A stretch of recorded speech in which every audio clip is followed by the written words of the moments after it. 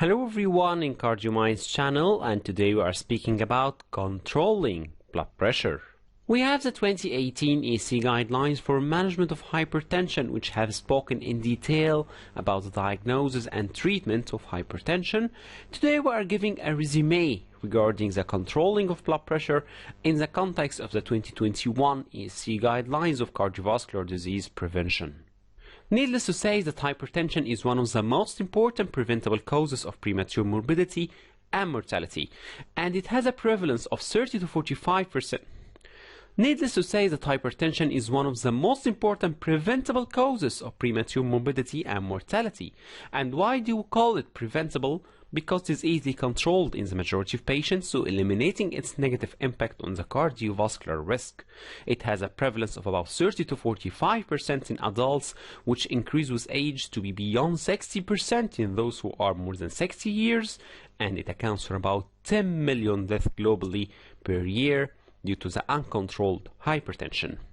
There is extensive evidence in the literature regarding the efficacy of blood pressure lowering treatment to reduce cardiovascular risk, morbidity, and mortality, but still detection, treatment, and control of blood pressure is suboptimal in many parts of the world. That's why hypertension is still called this name that is irritating for most of the patients, the silent killer. We have a famous terminology called the white coat hypertension, in which the patient has elevated blood pressure in the office, meaning in the clinic, but normal when measured by ambulatory or home-based blood pressure monitoring. It occurs in about 30 to 40% of patients with a lower risk than sustained hypertension but higher than normal tension, and sometimes it may convert to be sustained hypertension. That's why it is important to diagnose white coat hypertension. Those patients need lifestyle advice to reduce their cardiovascular risk, besides blood pressure measurement at least every 2 years by ambulatory or home-based blood pressure monitoring, because it may convert to sustained hypertension, but no evidence at the time being for routine drug treatment in white coat hypertension. So please don't neglect the patient with white coat effect regarding the blood pressure when it is measured in the clinic or in the hospital.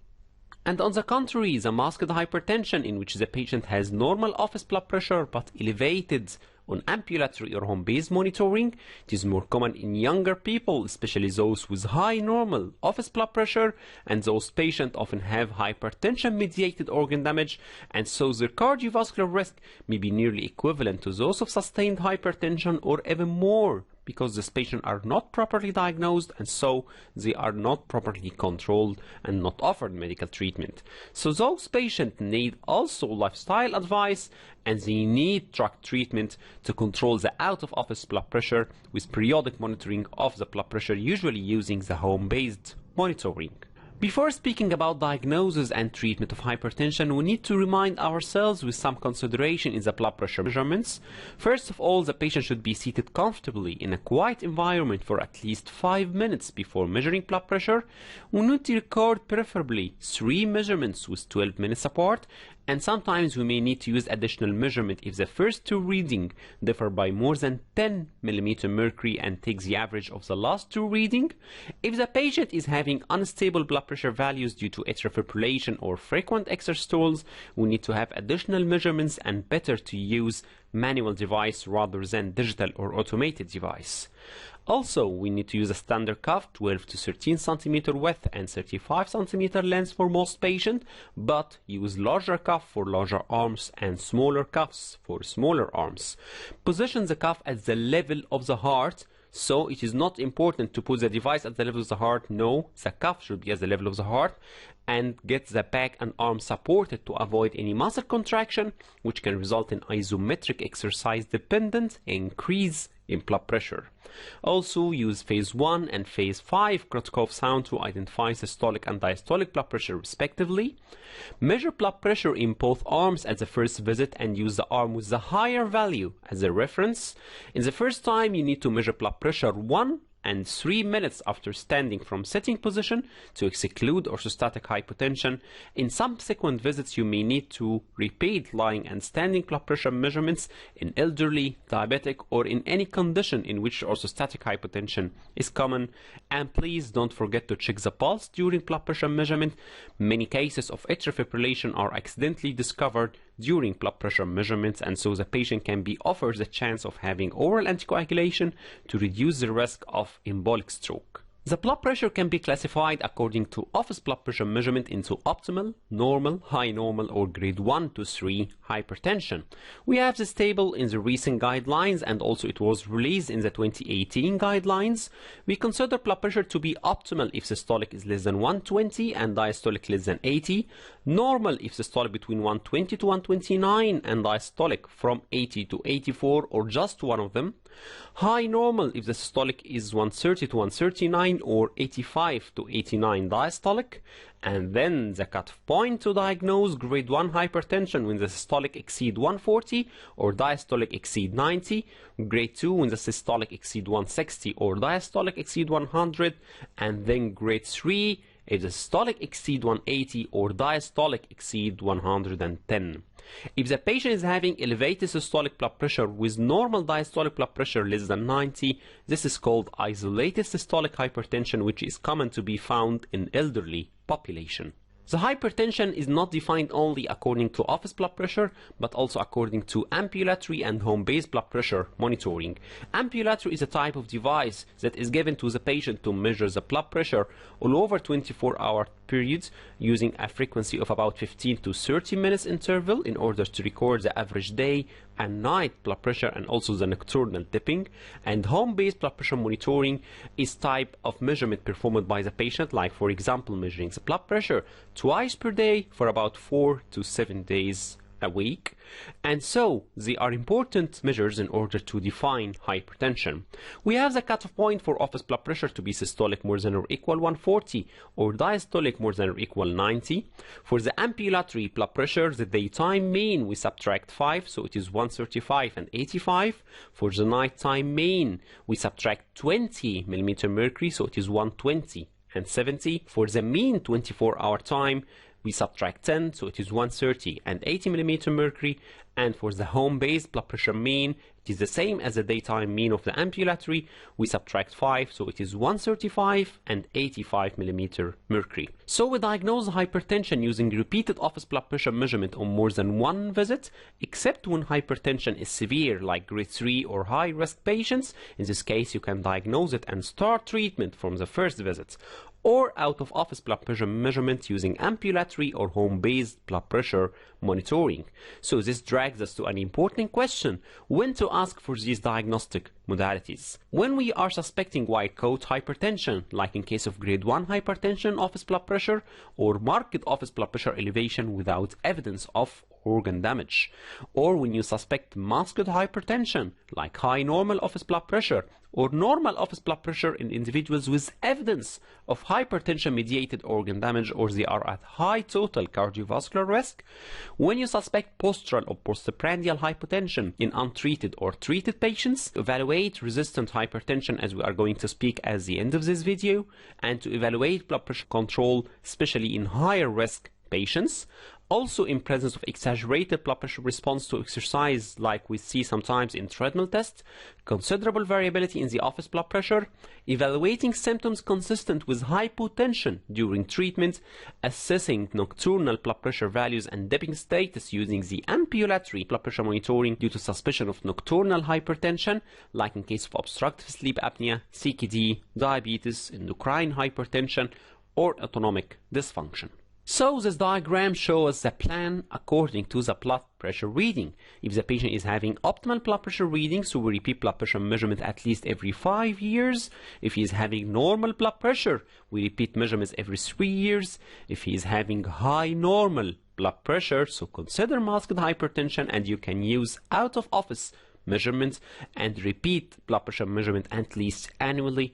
And if the patient has a cutoff point to be diagnosed as a hypertensive patient, so we are going to start treatment. After diagnosing the patient as hypertensive, what would be the next step before jumping to treatment?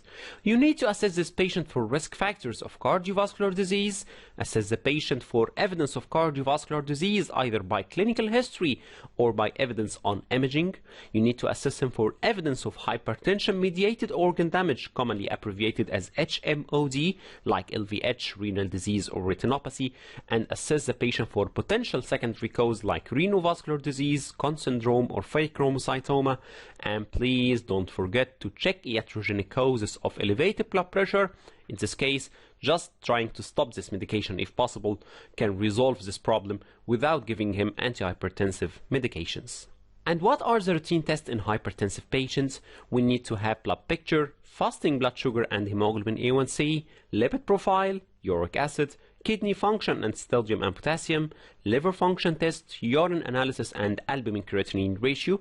12-lead ECG is an important test in order to do in hypertensive. So according to the task force, the important investigations are serum creatinine, GFR, electrolytes, and albumin-creatinine ratio.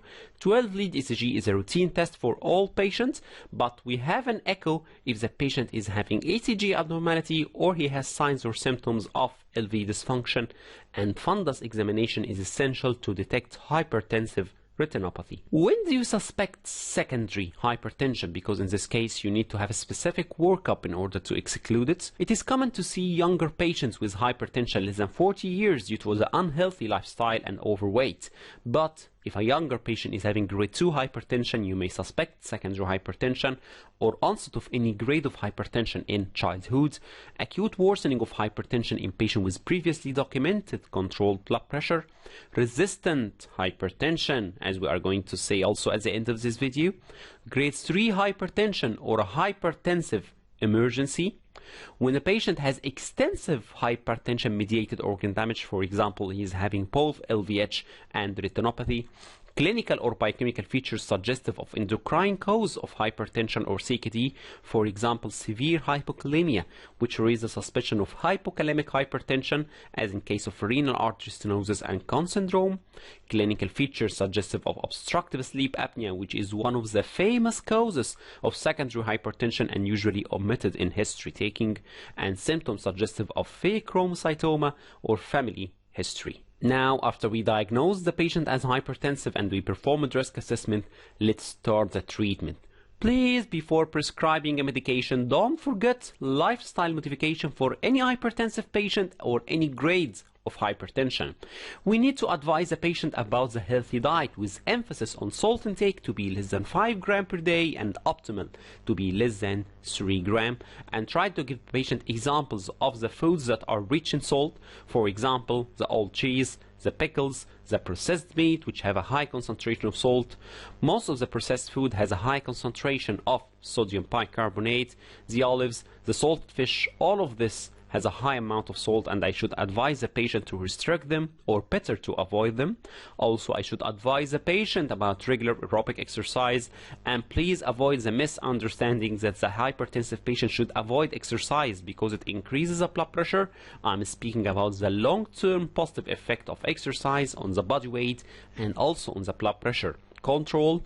Smoking cessation is essential in any hypertensive patient, and all of these are reflected on weight loss, which of course can improve blood pressure control to the degree that some patient may reduce the dosage or the number of medications he is taking. When to start medical treatment for a hypertensive patient?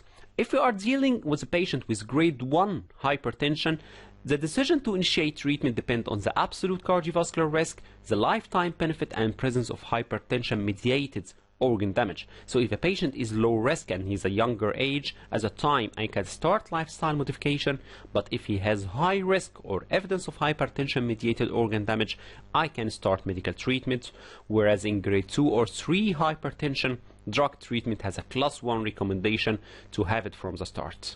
This diagram is called the life cardiovascular model, which calculates the cardiovascular free lifetime gain in years from each 10 mm reduction in systolic blood pressure, depending on the age, gender, smoking status, and non-HDL cholesterol. What are the blood pressure targets that you want to reach in order to decide the success and adequacy of your medical treatments? We all remember the SPRINT trial, which enrolled patients with systolic blood pressure more than 130 with increased cardiovascular risk but without diabetes, either to intensive treatment to reach a target systolic less than 120 or standard treatment to reach a target less than 140, and the primary composite outcome was the MI or acute coronary syndrome, stroke, heart failure, or cardiovascular deaths. The result that the intensive treatment was stopped early after a median follow-up of 3.26 years due to significantly lower rate of primary composite outcome, but this was associated with higher rates of serious adverse events like hypotension, syncope, electrolyte abnormalities, acute kidney injury, but not of injurious falls. So this emphasized the importance of intensive control of blood pressure, but it needs intensive follow-up, because if you reach a target less than 120, so there is a higher rate of adverse events due to the hypotension or the effect on the kidney. And we need to remember that it is not just a matter of biological age. The frailty is important to consider, because we have a famous example that a very fit 75-year-old person may qualify for a treatment that is normally reserved for those less than 70, and sometimes a very frail 65-year-old person can be considered to be older, so consider both biological age and frailty index. So in the 2018 guidelines, they considered a blood pressure target to be less than 140/90 in all patients, and if tolerated, try to reach less than 130/80 according to patient tolerability, and in patients less than 65 years, the target systolic blood pressure to be less than 130 down to 120. In the 2021 guidelines, they put the same target of less than 140/90, and in younger patients less than 70 years, we can reach a systolic target less than 130 down to 120 according to patient tolerability. In the 2018 guidelines regarding patients more than 65 years, as it was the cutoff point in the previous guidelines, the target systolic blood pressure to be less than 140 down to 130 with close monitoring of adverse effects, and class 2A to reach a target diastolic less than 80 mm mercury for all patients. In the 2021 guidelines, it changes the cutoff point to be patient more than or equal 70 years, and it's recommended to target systolic blood pressure less than 140 down to 130, and the same target of diastolic blood pressure to be less than 80 mm mercury, and it was changed to class 1. So in this famous diagram, in the apparently healthy person, we have the step 1, which has less intensive targets with target systolic blood pressure less than 140 down to 130 in both younger and older individuals, and then with the more intensified treatment in step 2, we reach a target systolic blood pressure less than 130 mm mercury. This table summarizes the blood pressure targets for all patients. So if a patient is less than 70 years, we have the same systolic blood pressure target less than 130 down to 120, except in CKD it is less than 140 down to 130, and if you could reach lower systolic blood pressure, it is acceptable if tolerated by the patient. In the elderly population, less than 140 down to 130, and try to reach lower systolic blood pressure if tolerated by these elderly individuals, and the diastolic blood pressure target is the same, less than 80 for all treated patients. Which antihypertensive medications to start with? The same as in 2018 guideline, we prefer the 2-drug combination in a single pill, which improve patient compliance. The exception are in frail older patients and those with low risk grade 1 hypertension, especially if systolic is less than 150. In this case, we prefer monotherapy. What are the pros of the 2-drug combination? Of course, it is more effective and faster to lower blood pressure than monotherapy. Less adverse effect because you have a smaller dose of 2 drugs combined together rather than high dose of just one medication, and it overcomes the treatment inertia in which the patient remain on one drug for a long term despite inadequate control. The preferred medication to start with are RAS blocker like ACE or ARB, with a calcium channel blocker or diuretic, but of course you have the choice to choose from beta blockers, thiazide or thiazide like diuretics. If the patient is not controlled on a 2-drug combination at the time, you can use 3-drug combination, preferably using RAS blocker with a calcium channel blocker and diuretic, and preferably in a single pill, which is available in the markets with 3-drug combination. If the patient is still not controlled, you can add spironolactone at about 25 to 50 mg once per day. If not tolerated by the patient, you can use amiloride, higher dose of other diuretics, either thiazide or loop diuretics, alpha blocker, beta blocker, or clonidine. So this diagram summarizes what we have mentioned before, that the initial therapy with the dual combination, ACE or ARB plus calcium channel blocker or diuretic, and you consider monotherapy in case of low risk grade 1 hypertension or very old or frail patient. If the patient is still not controlled, use a triple combination. Still not controlled, you can add spironolactone or other types of diuretics, alpha blocker or beta blockers.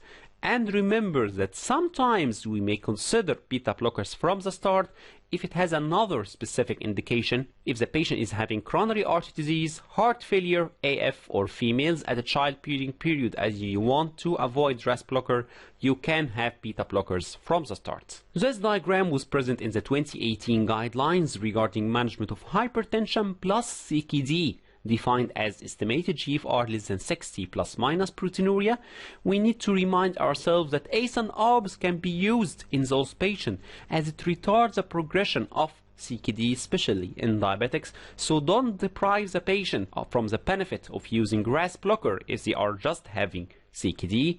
But remember that you need to monitor kidney function, because if there is a rise in serum creatinine more than 30%, you need to exclude renovascular hypertension, which is called renal artery stenosis. You can use loop diuretics in patients with CKD if estimated GFR is less than 30, as thiazides are less effective or sometimes ineffective at this stage. And beware that sometimes spironolactone may result in hyperkalemia if the baseline GFR is less than 45 or baseline potassium more than 4.5. In this case, you need to monitor the potassium level after initiating treatment, or better to use another alternative. And the big no in this guideline, the same as in 2018 guidelines, that the combination of two RAS blockers is not recommended, like combining an ACE inhibitor and an angiotensin receptor blocker. And if you are dealing with a hypertensive female in childbearing period, please avoid RAS blockers because they are teratogenic during pregnancy, and ask her about the intake of oral contraceptive pills. Sometimes it is the cause of elevated blood pressure, and when you stop it and change to another contraceptive method, the blood pressure becomes controlled without the use of medications. The 2018 guidelines stated a class 3 for the device-based therapy in hypertension, like renal artery denervation or carotid receptor stimulation, until further evidence regarding safety and efficacy. This recommendation has not been put in the new guidelines because still there are no much more evidence regarding these lines of treatment. A famous question asked by many patients: can I stop my medications, doctor? I should tell him that hypertension is a chronic disease, and so treatment is usually maintained indefinitely, because if you stop the medication, blood pressure will get high again. However, with successful lifestyle changes, it may be possible to gradually reduce the dose or number of medication. That's why I should advise a patient to adopt a healthy lifestyle regarding diet, exercise, which can result in significant weight loss, and it will positively affect blood pressure control. What is the plan for the follow-up visits? After the blood pressure is controlled, visits should be scheduled to be at least annually, including control of other risk factors, checking kidney function and organ damage, reinforced lifestyle advice, and encouraging the patient to perform home-based blood pressure monitoring, which engages the patient in their own management, and so they improve blood pressure control because he can see the effect of taking the medication or omitting the medication. And if you noticed at any time that there is loss of blood pressure control in a previously well-controlled patient, the first cause to be checked is non-compliance by meticulous history taking and discussion with the patient. This table was released in the 2018 guidelines regarding the resistant hypertension, which have explained it in detail regarding the characteristics of patient and causes of secondary hypertension. We need to remind ourselves that sleep apnea is one of the famous causes of secondary hypertension that is usually omitted, so we need to check it in history taking. And please don't forget to ask about any prescribed medication or non-prescription medication that may be the cause of elevated blood pressure. The 2018 guidelines defined refractory hypertension as hypertension resistant to optimal dose of at least 3 antihypertensive medication, including a thiazide or thiazide-like diuretic. This inadequate control should be confirmed by ambulatory or home-based blood pressure monitoring, and you need to exclude causes of pseudo-resistant hypertension. What are the causes of the hypertension to be called pseudo-resistant? If the patient is not compliant to the prescribed medication, especially if he is taking a higher number of tablets, in this case it is not truly resistant, it is just pseudo-resistant, but I didn't know. Why-Cott phenomenon, as it needs to be confirmed by ambulatory or home-based blood pressure monitoring. If the patient is having poor blood pressure measurement technique due to using too small cuff, marked precaire artery calcification in elderly, and the clinical inertia in which the clinician prescribing inadequate dose or irrational combination, so here the blood pressure is not controlled, but it should not be called resistant. That's why we call it pseudo-resistant, and we need to check these causes. The recommended treatment in the 2018 guidelines for resistant hypertension is to reinforce lifestyle measures, especially the sodium restriction, adding low-dose spironolactone to existing treatment. If the patient is not tolerating spironolactone, we can use eplerenone, amiloride, higher dose diuretic or a loop diuretic, or you can use a beta blocker or alpha blocker. So our take-home message after this brief regarding controlling blood pressure, that the target of blood pressure according to the most recent evidence is to reach 130/80 or lower based on patient tolerability, and the single pill combination is the standard treatment in the majority of patients to optimize blood pressure control and compliance. Thank you very much for watching this video, and wait next time for controlling diabetes.